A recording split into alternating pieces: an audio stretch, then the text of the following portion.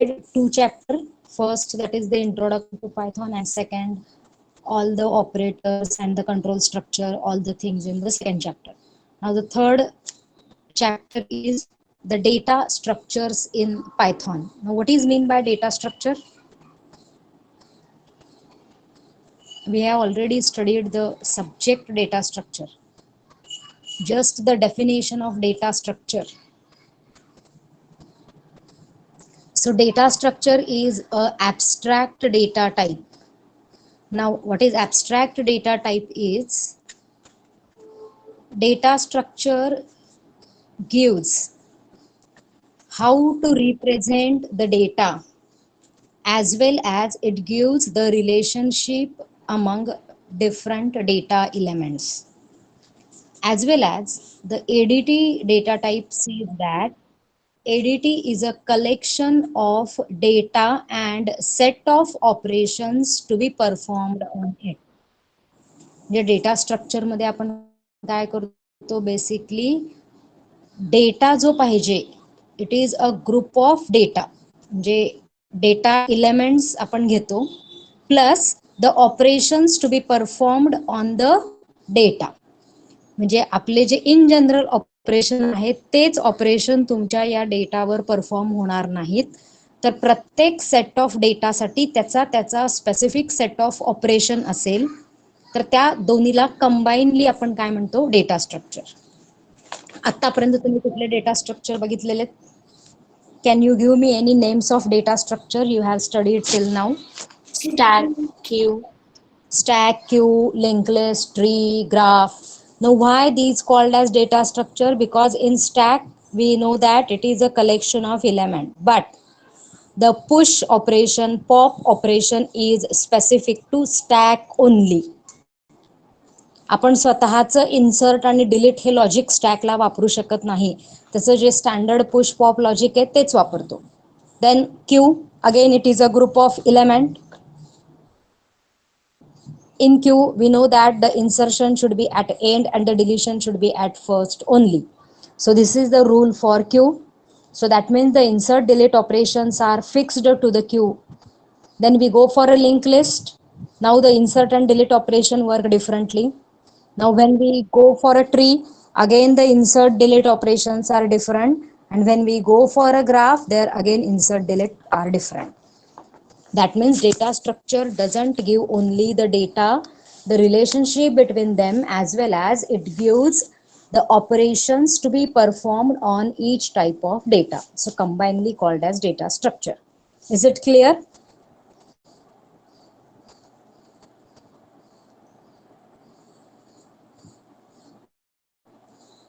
Yes, ma'am. So in Python we have now different data structure.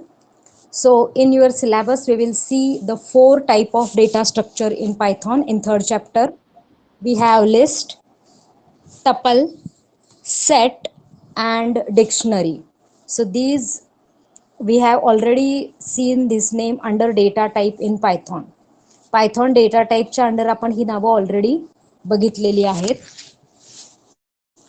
तर list tuple dictionary आणि set हे 4 जे आहेत हे तुमचे या चॅप्टर मधले पार्ट आहेत तर third chapter is also included for your unit test तर थर्ड चॅप्टरचा जेवढा पार्ट टेस्टच्या आधी कंप्लीट होईल तेवढा पार्ट जो असेल that will be the syllabus for unit test समजा थर्ड चॅप्टरचं लिस्ट कंप्लीट झालं तर लिस्टपर्यंत लिस्ट आणि टपल कंप्लीट झालं तर tuple so we will try to cover as much as possible from the third chapter for the unit test because we have very less time to complete the syllabus. Okay. Now the first data structure is list, Python list. Now list is a very versatile data type available in the Python. So list is a group of comma separated values enclosed in a bracket. Now when we are dealing with the 4 data structure in the Python in this chapter list, tuple, set and dictionary, the important part is the type of bracket. because 80 to 90% operations are same, and list and tuple and set always contain a variety of data type in it. So what make the difference is the bracket. If you use the same data element in a square, it will be treated as a list, and if you use the same set of element in a round bracket, it will be treated as a tuple. So what is the main important part in this chapter is the type of bracket. So list is a comma separated values set enclosed in a square bracket. Now the next is all the element of Python list can be of same data type or different data type. There is no compulsion. We can combine all integer together as a list, or we can combine one integer, one character, one string, and also itself list can be included as a element of list, that is known as nested list. Is it clear the definition of list? Yes, ma'am.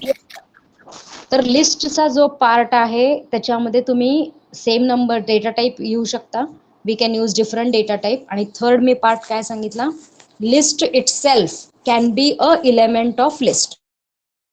म्हणजे लिस्टचा एखादा element म्हणून तुम्ही एक दुसरी list सुद्धा use करू शकता, and that concept normally non as a nested list. Now as we know that the list are accessed using the index like an array. आपण array मध्ये इलेमेंट वापरण्यासाठी कसे इंडेक्स वापरलं, तसं लिस्टचे इलेमेंट सुद्धा वापरण्यासाठी आपण इंडेक्सच वापरणार आहे. आणि ते इंडेक्स यूज करायला आपण जो स्क्वेअर ब्रॅकेट वापरणार आहे that is known as a slice operator in Python. म्हणजे नॉर्मली आपण स्क्वेअर ब्रॅकेटमध्ये इंडेक्सचा नंबर देणार आहे, तर तो स्क्वेअर ब्रॅकेट आणि index number combinedly called as a slice operator. Now the first index of the list element start at 0. So the first element चा जो काही इंडेक्स असेल तो आहे 0. आता लिस्टला आपण स्लाइस ऑपरेटर वापरू शकतो, त्यानंतर मल्टिपल लिस्ट आपण कॉन्कॅटिनेट करू शकतो, त्यानंतर लिस्टला आपण मल्टिप्लिकेशन ऑपरेशन पण यूज करू शकतो. म्हणजे लिस्ट आपल्याला जर number of time as it is repeat करायची असेल तर आपण तुमचा नॉर्मल मल्टिप्लिकेशन ऑपरेटर पण यूज करू शकतो. Now just check it how to declare a list. List 1 equal to square bracket physics chemistry 1997 2000. म्हणजे काय केले, पहिले 2 स्ट्रिंग आहेत, नंतरचे 2 नंबर आहेत. सेकंड एक्झाम्पल बघा, list 2 1 2 3 4 5 all are numbers. List 3 बघा, A B C D all are string, and we know that for representing a string we can use a single quote or we can use double quote, both are allowed. So these are the just example of a list. Now tell me, if I have to create a empty list, so I will just type list 4 equal to empty square bracket. Now this will create a empty list data structure. तो काय करेल, list 4 नावाची empty list create करेल. So is it clear the declaration of list?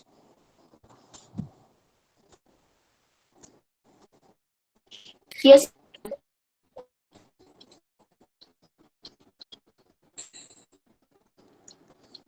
As we know, we can access the values in the list using a square bracket and index. It's slice operator. So for example, we can write print list 1 at 0. अशी जर तुम्हाला value print करायची असेल तर आपण लिहू शकतो list 1 at 0. Okay, आता हे स्लायसिंग ऑपरेटर आहे हे डिटेल मध्ये आपण एक्झाम्पल केल्यानंतर बघणार आहे.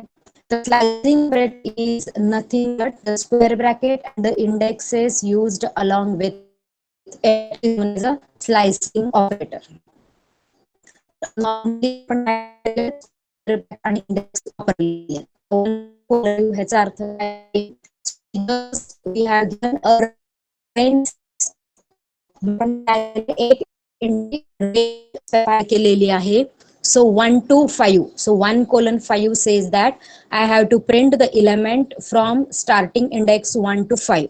आता ह्याच्यामध्ये स्पेसिफिकली काय होतं बघा, तर इंडेक्स 1 पासून सुरुवात होते आणि 5 जरी इथं तुम्हाला दिसत असलं तरी index number 5 is not included in the output.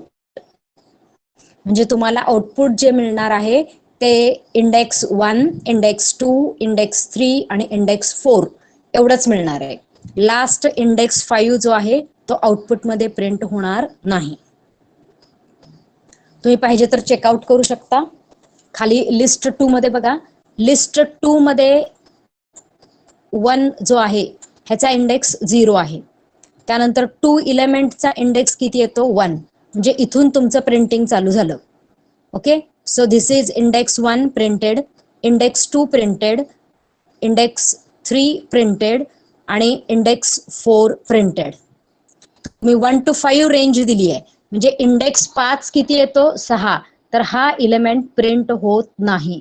Same जसे रेंज फंक्शन मध्ये सांगितलं होतं तसं. तर मॅक्झिमम टाइम आपण जिथं हे स्लायसिंग ऑपरेटर किंवा स्क्वेअर ब्रॅकेट मधली रेंज वापरतो तिथं शेवटचा जो इंडेक्स असतो that is not included in a output. So fix in your mind. जिथं आपण 1 to 5 लिहिलं तर तो 5 नंबर इंडेक्स आउटपुट मध्ये इन्क्लूड होणार नाही. स्टार्टिंग व्हॅल्यू इन्क्लूड होते पण एंडिंग व्हॅल्यू इन्क्लूड होत नाही. So we have output 2, 3, 4, 5. Okay, हे स्लायसिंग ऑपरेटर आपण डिटेल एक प्रोग्राम मी केलेला आहे त्याच्यामध्ये आपण परत एकदा बघूयात. फक्त आपल्याला इथं असं बघितलं की एखाद्या लिस्ट मधलं एखादं पर्टिक्युलर इलेमेंट आपण ऍक्सेस कसं करू शकतो. Now the next characteristic of a list is normally in Python we call the list as mutable data structure.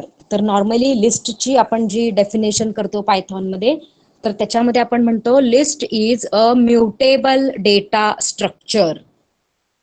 List is called as mutable data structure. So what is the meaning of mutable data structure is we can update a single element of a list or multiple element of a list by using the external or explicit assignment statement. तर list मधला एखादा individual item किंवा more than 1 item ची value आपण explicit assignment operator वापरून change करू शकतो, update करू शकतो किंवा मॉडिफाय करू शकतो. म्हणजे फॉर एक्झाम्पल पहिला तुमच्या लिस्टमध्ये 1, 2, 3, 4 होतं तर त्या 3च्या ठिकाणी मला 30 करायचंय. तर त्या पर्टिक्युलर इंडेक्सला जाऊन तुम्ही त्या 3 instead of 3 we can make it as a 30 by using the explicit assignment statement. And that property of a list is called as list is mutable. जी या प्रॉपर्टी मुळे आपण लिस्टला काय म्हणतो mutable. So for example we will see one exam. Physics chemistry 97 2000 तुमची list आहे. Print value available at index 2. Index 2 ची आपण original value print करू. तर ती ओरिजिनल व्हॅल्यू जर तुम्ही प्रिंट केली तर तुम्हाला आन्सर काय मिळेल सांगा. 0 इंडेक्सला फिजिक्स आहे, 1 इंडेक्सला केमिस्ट्री आहे आणि 2 इंडेक्सला 1997 आहे. तर मी आता काय केलं बघा, लिस्ट ऑफ 2 इक्वल टू 2000 केलं. म्हणजे जी ओरिजिनल 1997 व्हॅल्यू होती that is over written by 2001 आणि मग हीच न्यू व्हॅल्यू मी काय केली प्रिंट केली. I have printed this new value in a print statement. So print new value is print new available value at index 2 is print at 2. So here what happens, असा जर code आपण run केला तर तुमची original index 2 value बघा, परत एकदा checkout करा. ती असणार आहे 1997. कारण फिजिक्स आहे 0, केमिस्ट्री आहे 1, 1997 चा इंडेक्स आहे 2. मग मी काय केली, त्याची ओरिजिनल व्हॅल्यू जी 1997 आहे ती मी या स्टेटमेंटनी ओव्हरराईट केली. List of 2 equal to 2001. So I have changed the individual value of a list. I have updated the individual element of a list. So list is called as mutable. आणि त्याच्यानंतर ती change केलेली value आपण print केली. Again I have printed print list of 2. तर तुम्ही खाली output बघू शकता. पहिल्यांदा तिथं 1997 होतं. सेकंड टाइम आपण अपडेट केल्यानंतर आउटपुट मध्ये मिळालं 2001. Is it clear? एक लक्षात घ्या, आहे तो इलेमेंटची व्हॅल्यू मी चेंज केलेली आहे, नवीन इलेमेंट ऍड केलेला नाहीये. एक्झिस्टिंग असलेल्या इलेमेंटची व्हॅल्यू चेंज करणे, that is known as mutable property. कारण हे आपल्याला म्युटेबल इम्युटेबल पुढे लागणार आहे, म्हणून मी परत परत रिपीट करतेय की म्युटेबलचं मिनिंग काय आहे. एक्झिस्टिंग असलेली व्हॅल्यू ओव्हरराईट करून नवीन व्हॅल्यू असाइन करणे. So that is known as mutable. Is it clear to all? Yes, ma'am. Yes, ma'am.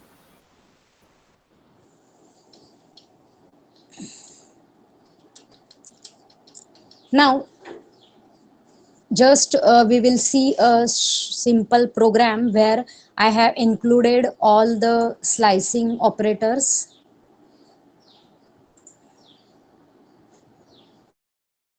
Okay. So first code visible आहे सगळ्यांना? Yes, ma'am. Okay, first statement काय करते बघा. List 1 open close bracket. What it create? It just create a empty list. ही काय करते, empty list create करते. आपण हेच चेकआउट करून बघूयात.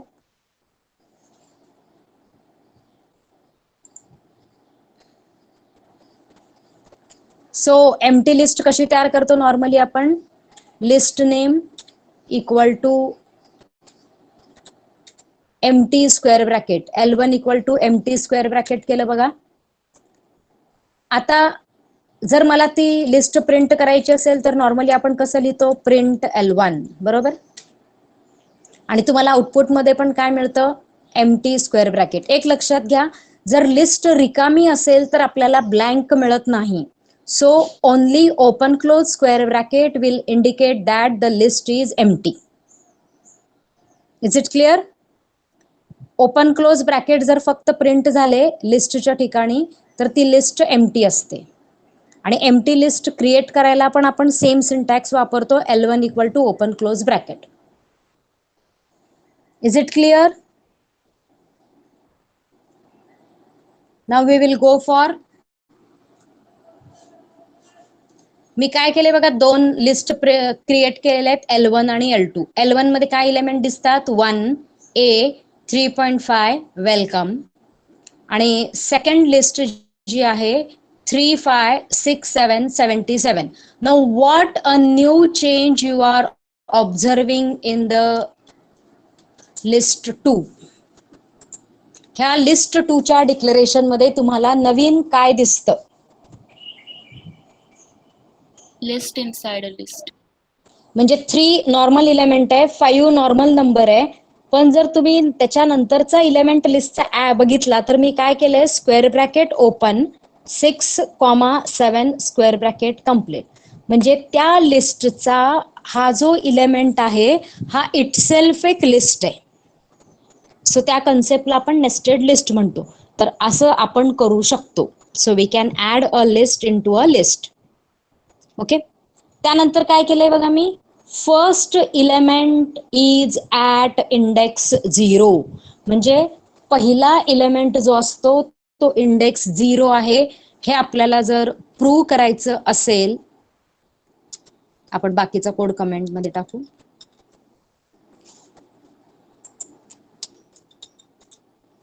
तर आपण कसं प्रूव्ह करू शकतो, if I print L1 at 0, तर L1 चा पहिला इलेमेंट कोण आहे, 1 आहे, तर आपल्याला आउटपुटमध्ये काय व्हॅल्यू मिळायला पाहिजे, काय मिळायला पाहिजे, 1. किंवा तुम्ही L2 पण चेक करू शकता, L2 ॲट 0 जर मी प्रिंट केलं तर L2 ची पहिली व्हॅल्यू कोण आहे, 3, तर मला आउटपुटमध्ये ते मिळायला पाहिजे. आपण चेकआउट करू, तेच आउटपुट मिळतं का.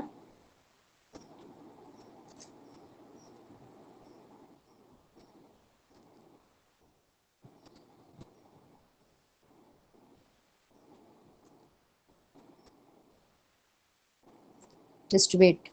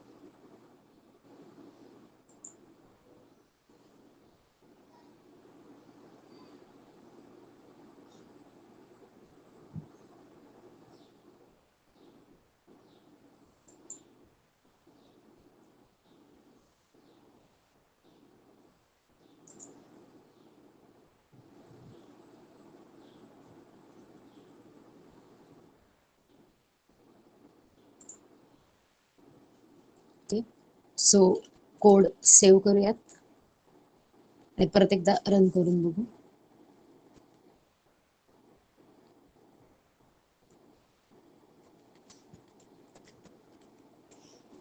I think antivirus I have to disable.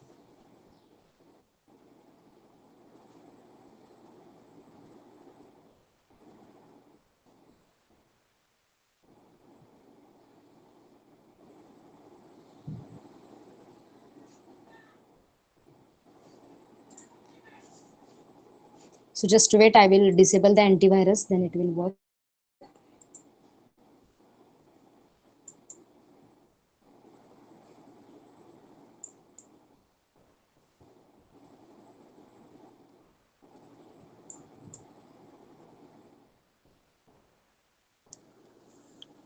So till it disable the antivirus, we will just check out the different operations I have typed in the program. So first element of a list is at index 0, we know that.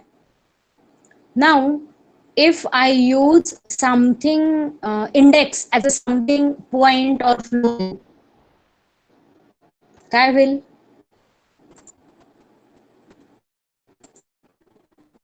जर आपण index म्हणून एखादे floating point value वापरली 4.5, 3.5, 9.7 like दिस, आपण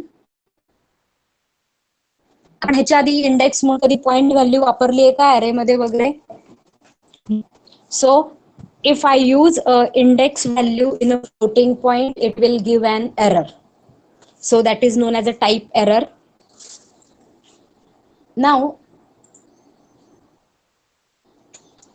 if I use a index which is not a part of a list, म्हणजे तुमच्या list मध्ये त्या इंडेक्स वर कुठलाही नंबर सेव्ह नाहीये, किंवा आपण ज्याला म्हणतो रॉंग इंडेक्स, किंवा त्या लिस्टची जी रेंज आहे त्या रेंजच्या बाहेरचा इंडेक्स आपण जर प्रोव्हाइड केला, again it will give an error.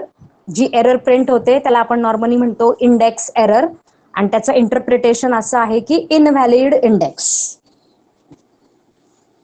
आपण चेक करूयात की पहिल्यांदा फर्स्ट इलेमेंट मिळतो का, आणि त्याच्यानंतर ही एक एरर आपण चेक करून बघू.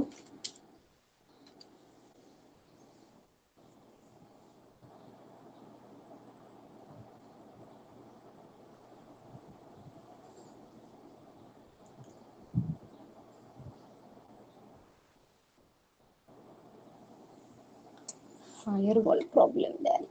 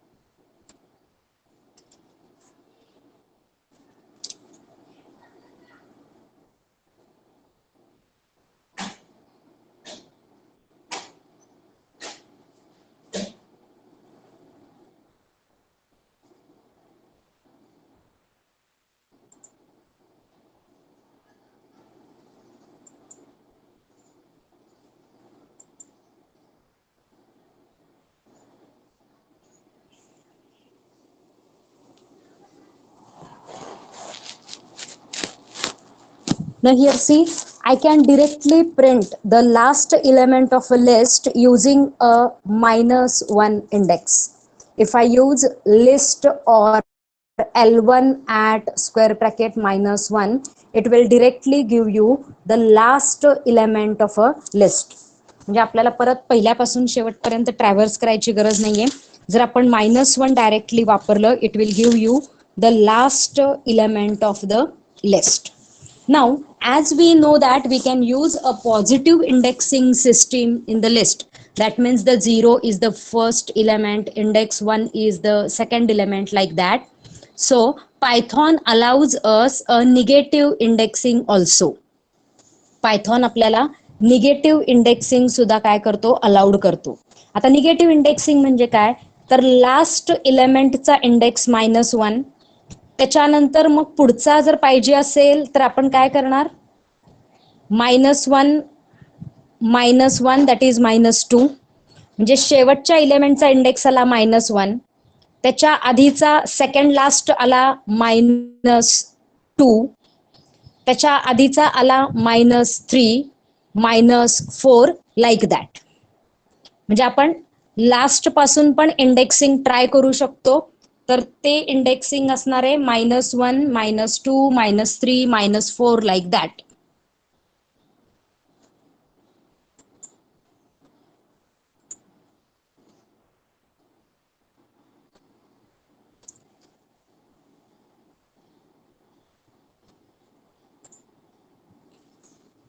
So after that, we can just use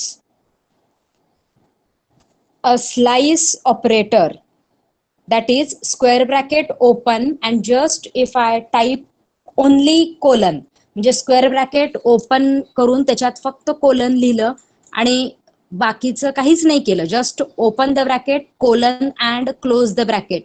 so it will print the complete list as it is.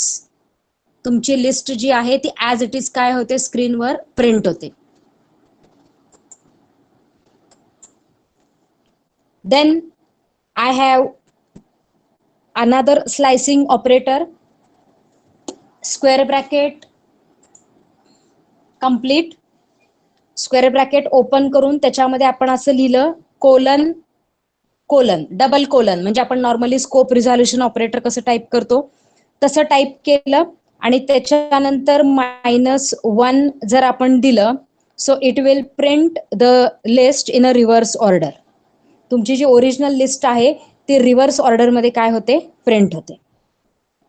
त्यानंतर आपण स्क्वेअर ब्रॅकेटमध्ये एखादी जर स्पेसिफिक रेंज दिली 1:5, so that means it will print the values from starting index 1, 2, 3, 4. त्यानंतर आपण असं केलं, I have given only the starting value colon and no ending value is mentioned. आपण कुठलीच जर ह्याची व्हॅल्यू मेन्शन केली नाही, एंडिंग व्हॅल्यू, तर त्यावेळेला काय होतं, तुमची जी लिस्ट आहे ती फर्स्ट पासून एंड पर्यंत, म्हणजे तुम्ही जो इंडेक्स दिलेला आहे तिथून एंड पर्यंत कंप्लीट लिस्ट तुमची काय होते, डिस्प्ले होते. मॅम स्क्रीन विजिबल नाही. स्क्रीन विजिबल नाही म्हणा. नाही, मी स्क्रीन विजिबल केली नाही अजून, थोडासा आयडियलीला प्रॉब्लेम आला होता. मी स्टार्ट करते आणि त्यानंतर प्रेझेंट करते. Okay ma'am.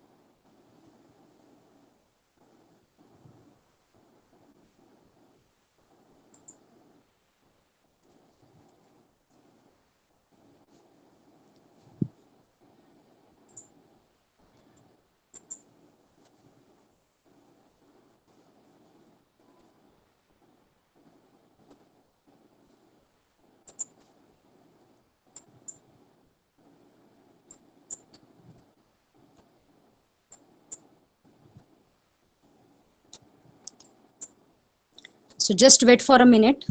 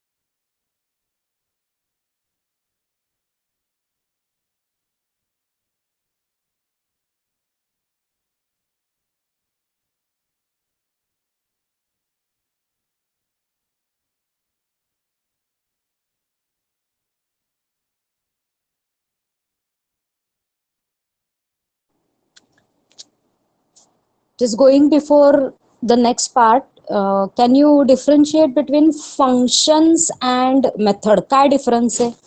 Now next part we have to see is the list functions and list method. So what is the difference between function and method? Can anybody elaborate?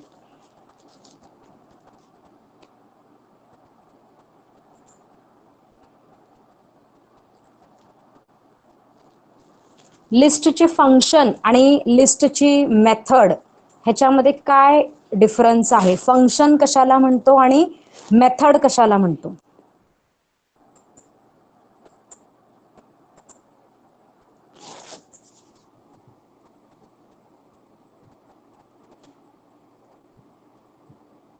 Yes, anybody?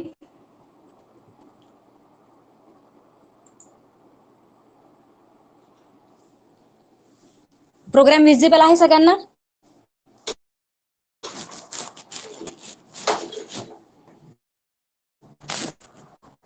Programme visible आहे? Yes, ma'am. Okay. तर list function, so function is something where we will pass to the list name as a parameter. म्हणजे असे function की आपण लिस्टला parameter म्हणून pass करतो त्याला आपण म्हणणार लिस्ट फंक्शन और ऑपरेशन ऑन लिस्ट. असे फंक्शन की जे कॉल करण्यासाठी आपण लिस्ट आणि डॉट ऑपरेटर वापरणार आहे. सो लिस्ट डॉट ऑपरेटर आणि कुठल्या तरी फंक्शनला जर आपण कॉल केलं that will be called as a method, because it is a normal practice in OOP. If I have to use any method of a class आपण काय करतो, ऑब्जेक्ट डॉट मेथडला कॉल करतो. त्यामुळे लक्षात घ्या, ज्या वेळेला आपण list name as a parameter म्हणून फंक्शनला पास करतो, it will be called as a function of list or operations on list. And whenever we use a list name dot operator and a function, this is called as a method of a list. तर पहिला आपण बघितलं होतं print L1 9.7 it will give an error. त्यानंतर ना आपण सगळंच एकदम रन करून बघू नंतर. So it will give an error to you because the index cannot be a floating point. Then print L1 at 5 दिलेलं आहे. सो L1 मध्ये 5 इंडेक्स वर कुठलाही इलेमेंट नाहीये, म्हणजे 5 हा L1 साठी इनव्हॅलिड इंडेक्स आहे. त्यासाठी या स्टेटमेंटला पण परत तुम्हाला काय मिळणार आहे, you will get an error. आताची एरर काय असणार आहे, इनव्हॅलिड इंडेक्स. त्यानंतर मी काय वापरलंय बघा, print L1 square bracket -1. So if I directly use a -1, so that will print the last element of a list. So शेवटच्या एलिमेंटचा इंडेक्स आपण -1 घेतो. त्याच्यानंतर बघा प्रिंट L2 स्क्वेअर ब्रॅकेट 2. आता L2 म्हणजे कुठली लिस्ट आली? ही आली 3, 5, 6, 7, 70. यातला सेकंड एलिमेंट प्रिंट केला इंडेक्स 2 चा. 0 इंडेक्सला कोण आहे? 3 आहे. 1 इंडेक्सला कोण आहे?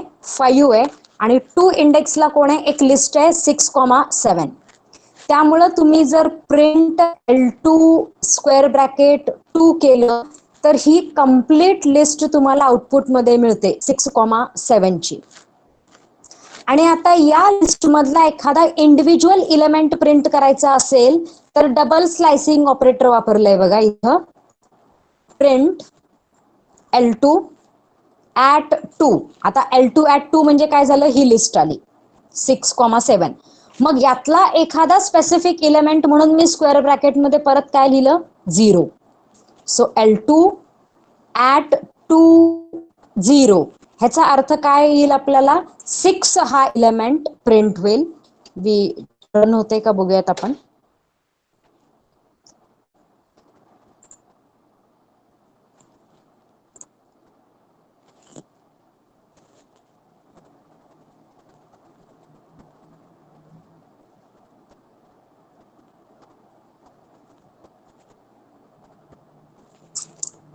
सो आयडियली वर्क होत नाही, आउटपुट आपल्याला मिळत नाहीये, काहीतरी एरर दाखवतोय तो. आपण इथं डायरेक्टली पाहिजे तर वर्कआउट होतंय का बघूयात.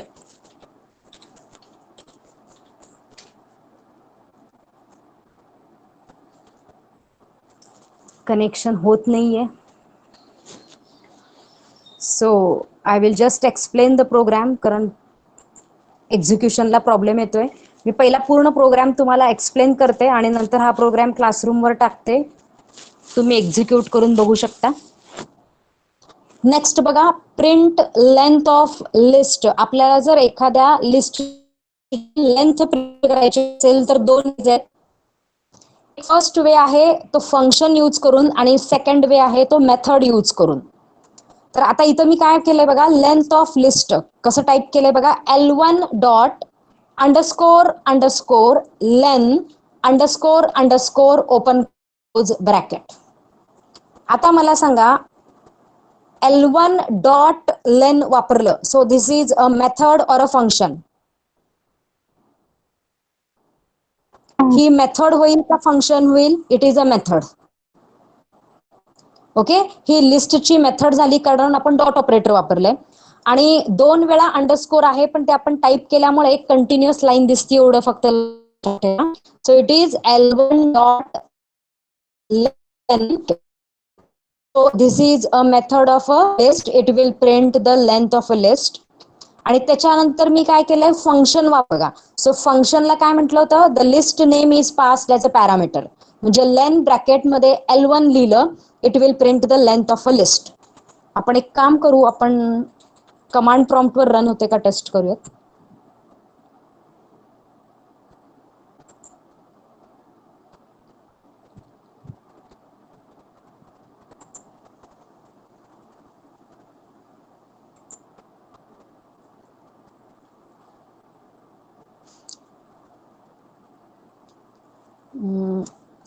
स्क्रीन व्हिजिबल आहे का?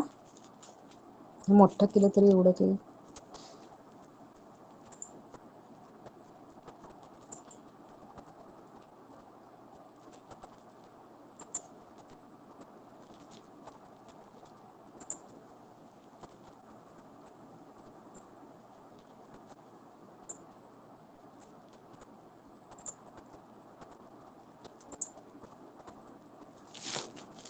ओके, एक लिस्ट घेतली L1 equal to square bracket मध्ये समजा 7, 8, 9 असं टाकलं. हे विजिबल आहे का सगळ्यांना? Yes yes. Yes, ma'am. हा, ओके. तर आपण मगाशी काय म्हटलं होतं, print round bracket last element जर डिरेक्टली प्रिंट करायचं असेल तर मी काय म्हटलं होतं, -1. सो L1 ब्रॅकेट मध्ये -1 लिहा, तर त्या लिस्टचा शेवटचा इलेमेंट 9 आहे. You will get 9 on the screen. Okay. त्याच्यानंतर आपण काय म्हटलं, एखादी रेंज तुम्हाला पाहिजे. सो L1 1:3 दिलं.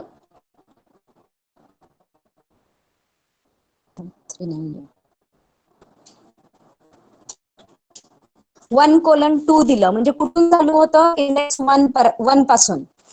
पण 2 हा इंडेक्स इन्क्लूड होत नाही. म्हणजे आउटपुट मध्ये काय मिळणार तुम्हाला, एकच एलिमेंट 8. लक्षात. आता मी काय चेंज करते, प्रिंट L1 स्क्वेअर ब्रॅकेट 0:2. आता काय होतं, 0 पासून डिस्प्ले होते म्हणजे 0 आणि 1 हे दोन इंडेक्स प्रिंट होतात. 2 तुमचा नेहमी एक्सक्लूड होतो. 2 इथला एलिमेंट तुम्हाला दिसणार नाही. त्यानंतर आपण काय बघितलं होतं, लिस्ट विदिन लिस्ट होतं ना आपलं. म्हणजे मी एक L2 एक्झाम्पल, फॉर एक्झाम्पल 4 6 आणि त्याच्यामध्ये स्क्वेअर ब्रॅकेट मध्ये काय केलं आपण, अजून एक लिस्ट घेतली. अशी लिस्ट जर तुम्ही तयार केली L2, आपण काय म्हटलं होतं, प्रिंट L2 स्क्वेअर ब्रॅकेट मध्ये 2. तर 2 हा इलेमेंट इटसेल्फ लिस्ट आहे, त्यामुळे तो 7 8 9 असा पूर्ण दिसतो. पण त्यातलं स्पेसिफिक मला 7 जर फक्त पाहिजे असेल तर मी करणार print in bracket L2 square bracket मध्ये 2. आता 2 म्हणजे काय झालं, ती पूर्ण लिस्ट आली 7 8 9. त्यातलं फर्स्ट मला पाहिजे असेल तर त्याचा इंडेक्स किती येतो, 0 येतो. So I will put L2 2 0, L2 at 2 0. So it will print only 7. Is it clear?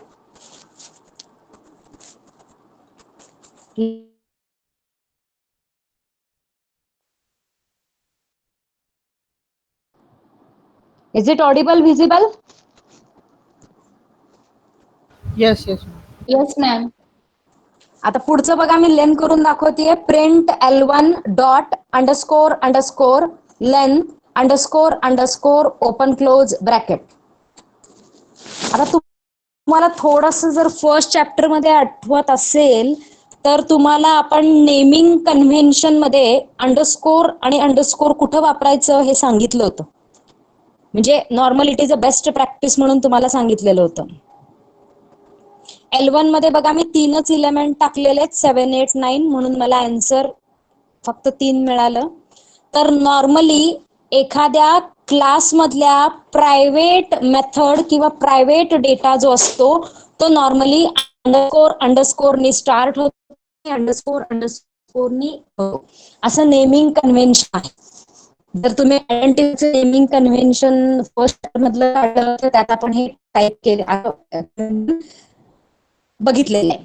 So त्यामुळे underscore underscore len underscore underscore this will be called as a method of a class list. त्यामुळे आपण डॉटनी वापरलेलं आहे. आता बघा, दुसरं तुम्हाला काय सांगितलं होतं, आपण फंक्शन वापरू शकतो. तर फंक्शन कसं वापरू शकतो, प्रिंट. आता लेन डायरेक्टली फंक्शन आहे, या फंक्शनला तुम्ही काय करा, तुमची list as a parameter pass करा. Print len L1. So it will give the same answer 3. हे मला सांगितलं होतं की म्हणजे ह्याच्यातला डिफरन्स फंक्शन आणि हे. त्याच्यानंतर आपण अजून एक बघितलं होतं की प्रिंट L1 स्क्वेअर ब्रॅकेट मध्ये 0 कोलन. म्हणजे मी स्टार्टिंगची रेंज दिली, एंडिंगची रेंज दिलीच नाही, तर काय होतं, दिलेल्या इंडेक्स पासून शेवटपर्यंत सगळे इलेमेंट प्रिंट होतात. जे 0 पासून शेवटपर्यंत सगळे इलेमेंट काय झाले, प्रिंट झाले. आपण दुसरं एक्झाम्पल बघू. Print L1 square bracket 1 colon square bracket complete. So 1 पासून शेवटपर्यंत सगळे इलेमेंट प्रिंट झाले. त्यानंतर मी तुम्हाला अजून एक म्हटलं होतं की कुठलाच इंडेक्स प्रोव्हाइड केला नाही, L1 square bracket colon square bracket. म्हणजे सुरुवातीचा पण दिला नाही, एंडिंगचा पण दिला नाही. तर ह्याचा अर्थ काय होतो, it will print the complete list. So it will print the complete, sorry, syntax error. It will print the complete list. माझा राउंड ब्रॅकेट द्यायचा राहिला, आलं. So print L1 square bracket colon square bracket complete. It will print the complete list. कारण इथं आपण starting index पण दिला नाही आणि एंडिंग पण दिला नाही, त्यामुळे कंप्लीट लिस्ट तुमची ऍज इट इज स्क्रीनवर प्रिंट होते. त्यानंतर तुम्हाला अजून एक सांगितलं होतं, print L1 square bracket colon colon double colon म्हणलं होतं स्कोप रिझॉल्युशन ऑपरेटर सारखं, आणि -1 जर दिलं, it will print the list in a reverse order 9, 8 आणि 7. ओरिजिनल लिस्ट मध्ये काही चेंज होत नाही बरं का, फक्त प्रिंटिंग पर्पज साठी तुमची जी लिस्ट आहे ती रिव्हर्स ऑर्डर मध्ये प्रिंट होते 9, 8, 7. येते लक्षात?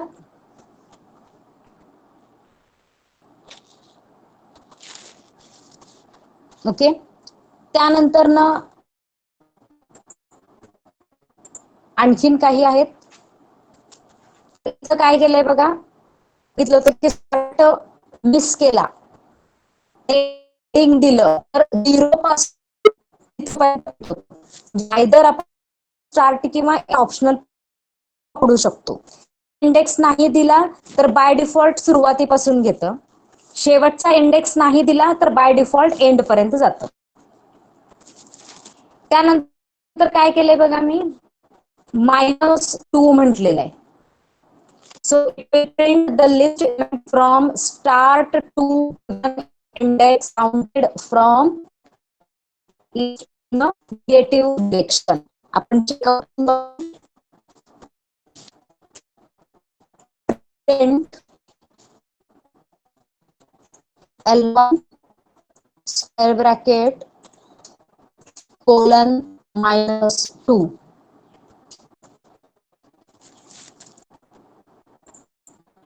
Print L1 colon -2. काय आलं बघा, आता मायनस इंडेक्स वापरण्याचा अर्थ ट्रॅव्हर्सिंग काय करतो लिस्टच्या शेवटी, आणि मायनस हा इंडेक्स कोणाचा आहे तर 9 चा इंडेक्स येतो -1, 8 चा इंडेक्स येतो -2. म्हणजे 8 पर्यंत आपल्याला यायचंय असं त्याचं कन्क्लुजन आहे. आणि स्टार्टिंग इंडेक्स नाही दिला त्यामुळे तो स्टार्टिंग इंडेक्स किती घेतो, 0 घेतो. म्हणजे 0 पासून 8 पण 8 ला एक्सक्लूड करा. So it will print only 7 as a output.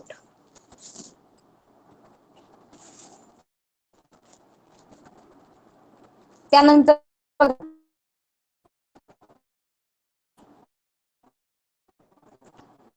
Reverse झालं. आता -1 हा आणि 0 हा पहिला इंडेक्स आहे. म्हणजे काय केलं, मला असं की शेवटी पहिल्यापर्यंत तो प्रिंट करेल असं आपल्याला लॉजिकली जर इंडेक्सच्या कॅल्क्युलेशन मध्ये बघितलं तर आपल्याला वाटतं की हे असं प्रिंट होऊ शकतं. तर -1 हा शेवटचा इलेमेंट आहे, 0 हा पहिला इलेमेंट आहे, म्हणजे आपली लिस्ट शेवटी पहिल्यापर्यंत ऍज इट इज डिस्प्ले होईल. But we cannot make a function of this type, minus आणि प्लस कॉम्बिनेशन पण येत नाही. It will just give you an empty list as output. मी मायनस वापरले -1 colon -2, again it will give you an empty list as output. So print L1 square bracket -1 colon 0.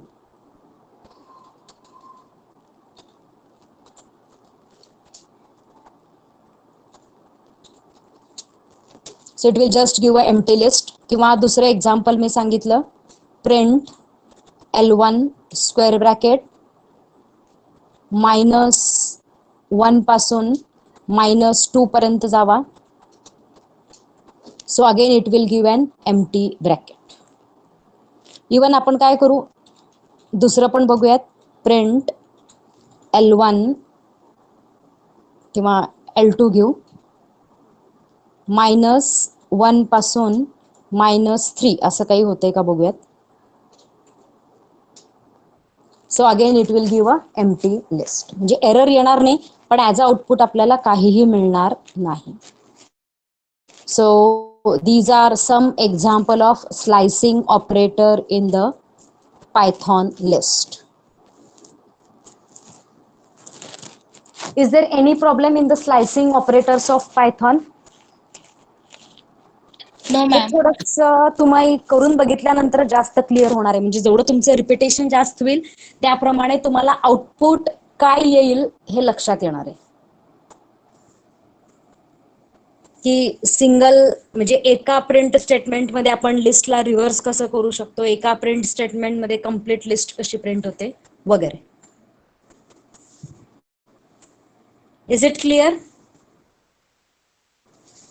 आता जर आपल्याला for loop लिस्टमध्ये वापरायचं असेल तर म्हणजे लिस्टचे इंडिव्हिज्युअल इलेमेंट शेवटपर्यंत ऍक्सेस करायचे असेल तर खूप सोपा वे आहे.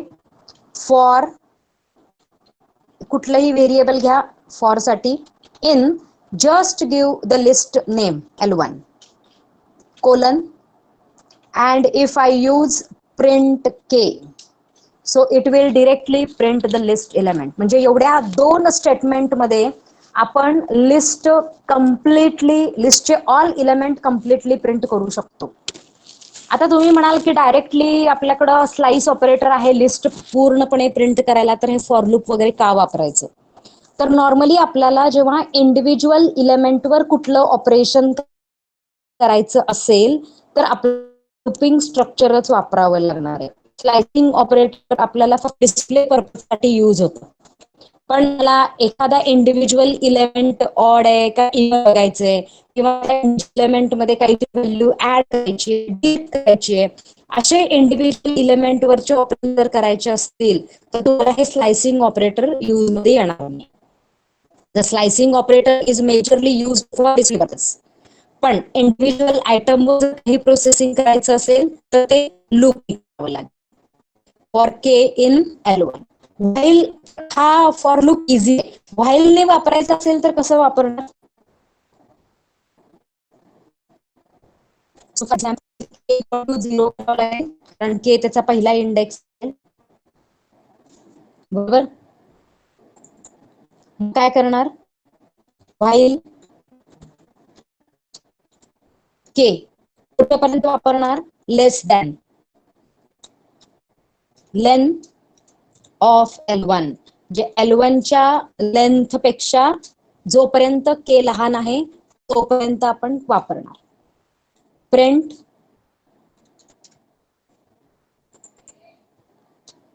इलेमेंट प्रिंट करायचं आहे. सो L1 ऍट के. म्हणजे व्हाईल लूप जर आपण वापरलं तर आपल्याला काय करावं लागतं? असं स्लाइसिंग ऑपरेटर वापरून इलेमेंट वापरावं लागतो. आणि तेच फॉर लूप वापरलं तर आपल्याला डायरेक्टली इलेमेंट मिळतो. हे कन्फ्युजन थोडंसं क्लिअर करा. If I use directly for loop it will directly give the element of a list. कारण फॉर लूप नॉर्मली आपण सिक्वेन्ससाठीच डिफाईन केलेलं आहे. पण जर मी तेच व्हाईल लूप वापरलं तर आपण जे कंडिशन आणि ऍक्सेसिंग करणार आहे ते इंडेक्सवर करणार आहे. So here K will not give you the element directly. I have to use L1 at K. आणि पुढच्या लाईनला जाण्यासाठी तुम्हाला काय करावं लागेल? K equal to K plus 1. So for लूपनी पण आपण ऍक्सेस करू शकतो आणि व्हाईल लूपनी पण ऍक्सेस करू शकतो. But whenever I have to do any programming on list, tuple अशा सिक्वेन्सवर, so it is always better to use a for loop. For loop use करणं बेटर आहे. Is it clear? Both the loop iterations and slicing operator of list. I will send this file on a classroom. तुम्ही एकदा हे line by line पाहिजे तर execute करून output cross check करा. इच लाईनला मी कमेंट प्रोव्हाइड केलेले आहेत, त्यामुळे त्याचा इफेक्ट काय आहे हे तुम्हाला त्या कमेंटमध्ये कळेल. Is it clear? Slicing operator and the loop iteration.